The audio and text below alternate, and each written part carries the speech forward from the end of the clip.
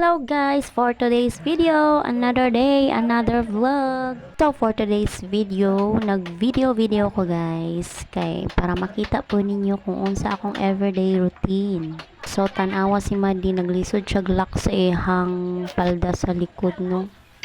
Og nagdali-dali na day ko anak guys, kay syempre miskag natay allowance nga oras paspas kayo ang oras ba. Og lami manggod ng habang nagaayos ta guys, naputay kapi. Kay kapi is life baya diba?